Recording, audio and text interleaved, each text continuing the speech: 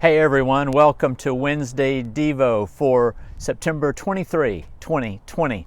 Today I'd like to look at the life of the Apostle James, the son of Zebedee, one of Jesus' 12 disciples. A couple of lessons that we want to learn from James is, first of all, reaching for your potential on earth requires a heavenly vision, and two, the way to the kingdom is the way of the cross. Begin by reading Matthew 4, 21 through 22. A little farther up the shore, Jesus saw two other brothers, James and John, sitting in a boat with their father Zebedee, repairing their nets.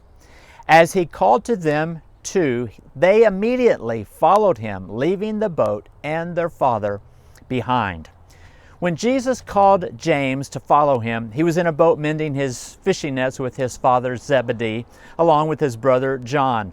From that point on, James was in full-time ministry with Jesus because it says he immediately followed Jesus. James was one of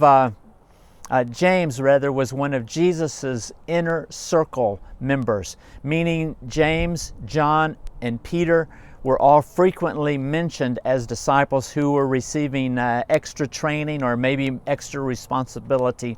And they were the ones that were together and were mentioned frequently as being in a place other than the other 12 disciples. They are mentioned together only as the only apostles that witnessed Jesus' miracles of the raising of the young girl from the dead in Mark chapter 5. Jesus took James up on the mountain along with Peter and John, where they saw Jesus transfigured and watched as he talked with Moses and Elijah.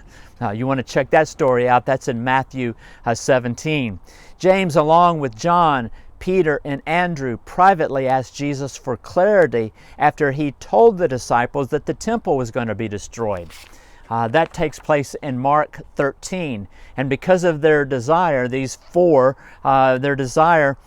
Jesus gives them a little better understanding as to what's going to happen in the near future and also within times. We also know that James and his brother John were nicknamed by Jesus and called the two sons of thunder. This name gives us a clue into James's personality. Both he and his brother were characterized by zeal and passion and ambition. James and John asked Jesus to let them sit on either side of him in the kingdom, as Mark 10 records for us. And Jesus told them that it wasn't his place to grant that request, and then he prophesied about their future, saying that they would both suffer persecution just as he would. Jesus handled the brothers' bold request with grace, telling them that it wasn't their place and turning it into a lesson on humility for all of the disciples. Later, James and John show their zeal and their thunderous personalities when Jesus sent messengers before him into a Samaritan village.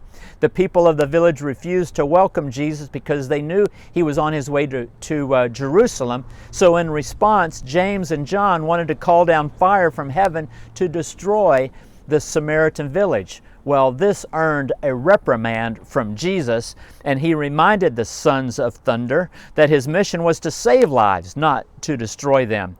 So yes, James, along with the other disciples, misunderstood the purpose of Jesus. They didn't get the nature of his mission. James could only see the earthly kingdom that hopefully that Jesus was going to establish and overthrow Rome and return Israel to its former glory. His understanding of God's kingdom was going to be transformed, however, by Jesus' death and persecution. The point is, like James, our expectations of life will be limited if this life is all we can see. And like James, we too must admit that we can become consumed by securing a personal kingdom here on earth.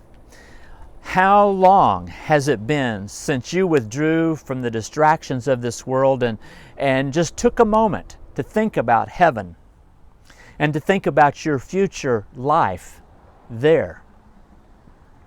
Maybe you should take advantage of an opportunity throughout this day and every day from here on to let a heavenly perspective guide you in all that you do and all that you say and all the decisions that you make.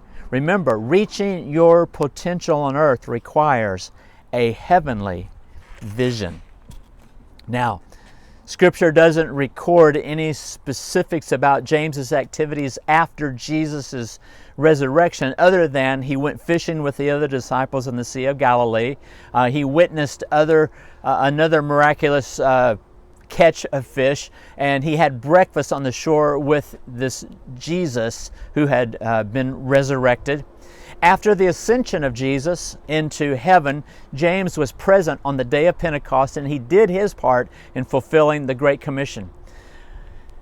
Given James's outspoken nature, he was probably a bold witness for the Lord and led many into the faith.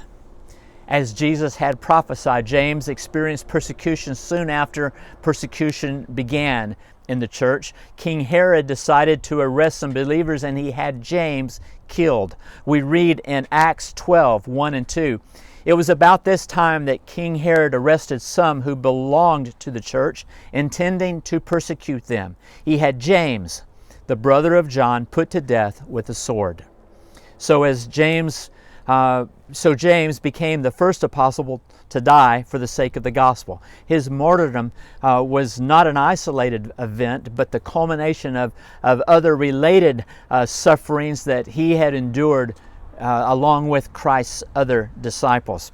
When James was called to follow Christ, he forfeited the benefit of working his father's fishing business. He was separated from his parents, and as far as we know, never had the enjoyment of settling down in life with a wife and children. As a disciple, James's life was marked by what we think and what we would say would be inconvenience and difficulty. Without a place to call his home, he followed Jesus from town to town, owning just the clothes that were on his back. But even with sore feet and maybe even an empty stomach from time to time, James's joy outweighed his troubles because he grew closer to Jesus through it all. The life of James the apostle also shows us that Jesus knows our nature. He identified him as a son of thunder right away, but we can take courage in knowing that Jesus can transform our lives.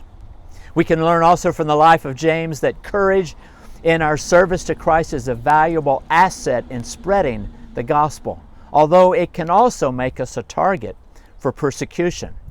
It's easy to say that we would be willing to suffer anything for Christ, and yet most of us complain about even the smallest irritations that come along in life. If we say we're willing to suffer on the grand scale for Christ, we also must be able and be willing to endure the little things.